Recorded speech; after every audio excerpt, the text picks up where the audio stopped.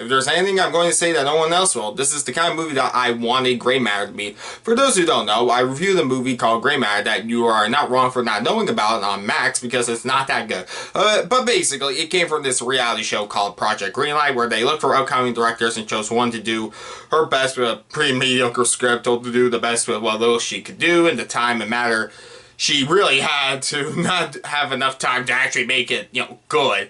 She could do the best she could to improve it, improve herself, but, the movie ended up being pretty mediocre and boring, like all the other movies that apparently come from this studio.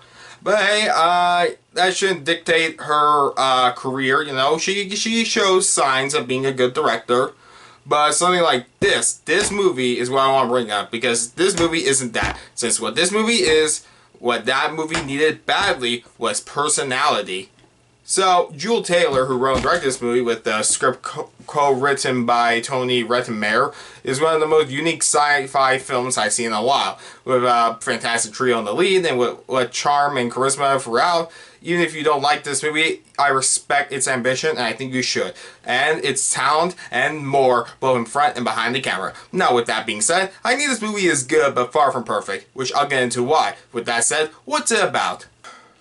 So, in They Clone Tyrone, the movie stars John Boyega as a stoic drug dealer named Fontaine, who lives a routine lifestyle of dealing drugs and not much else that I know of, but after talking to a pimp named Slick Charles, played by Jamie Foxx, one night he's shot 6 times and wakes up the next morning like it's nothing, only for Slick Charles to tell him he died, and the two team up with one of his former prostitutes who wants to leave the neighborhood for a life of something more named Yo-Yo, played by Teyonah Parris, to uncover what's really going on in this neighborhood. Maybe it's clones, in ways beyond what they can imagine. Again, maybe it's clones, or maybe it's something more. It's a pretty simple premise, honestly, that its story becomes so much more complex as it goes on, and this has so much going for it. The lead's performances are so good, Jamie Foxx's characters are so annoying that it takes the right actor to make me get sick of him and actually find him charming, and Jamie Foxx definitely is one of those actors. Parris' Yo-Yo is just as energetic as him, though clearly smarter, more ambitious, while John Boyega, of course, shines as a man who doesn't care to emote, show sympathy, yet still shows tons of characters and definitely hides pain underneath that has shown over time what led him to become the man he is now. And I love the way the story unravels, where any other movie someone would point out that they are practically on a wild goose chase, or like, wow, this is stupid. No, it's played straight and it's played seriously, and it's done so well because of it. Like when they discovered this secret location and how it's revealed the next scene, what they were doing, creating even more mysteries and how it all piles onto each other, where this is leading to. It was great and very intriguing for the first half of this movie. I had no idea where it was going, but I so badly want to see what could happen next, but this movie definitely has its problems. The more this neighborhood is developed and the type of people that live in it create such personality to this world, and the snappy dialogue and chemistry at least keeps the pace from ever slowing down, it's great, until it does slow down. So sometimes I will watch a movie, I won't think of the flaws till after I saw it, which sometimes I guess leaves me in a more positive mood with the movie, where I'm like, yeah, I didn't have the problems while I watched it, I didn't think of it. But this movie, it does become a problem when,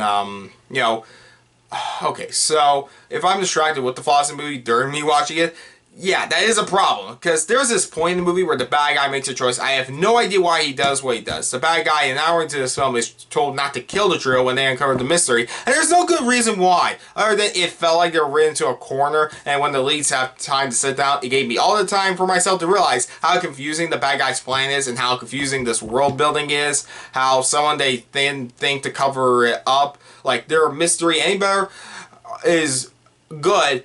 But I'm shocked that this didn't happen sooner for anyone to go, what's up with this? It didn't ruin the movie for me, since I think what it has to say and how it does is still done well. It makes it really good, but this movie has a ton of flaws that only shine because the characters are good, though there isn't enough given to them for me to understand them the same way that I would say I love them. I really like them, and mostly I did love the performances. They are simple at first, and as the story becomes more complex, these didn't really do that much beyond what I already assumed they were. They didn't really seem to, I don't know. Well, actually, I think about it, the story was kind of simple and complex, but I don't know. Fontaine's character arc was pretty obvious, and there is this other twist for a character that even if you don't know anything about how filmmaking is done, but for this character that you only hear the voice for when it was uncovered, I can't think how this wasn't obvious that, how did no one think about this? Like, it's really confusing to me, again, how this world is done. I can't really explain without spoiling the story, but this is a good script that could have been done better with more time, or with more revisions, with world building, more time with the characters, since a lot of this doesn't make sense. But the world, the intrigue, I still wanted to see what happened, and the climax was fun and interesting. The themes, the questions this movie does raise about society is well done. There was this second twist about the bad guys plan that did feel like they had two different ideas and wanted to do both. Not that it's they want to have their cake and eat it too. I just think they could have both in the movie, but the second one isn't well foreshadowed. Though the second doesn't really feel like it was set up at all. Maybe on rewatch I would notice. Though it's well done, regardless. I mean, okay.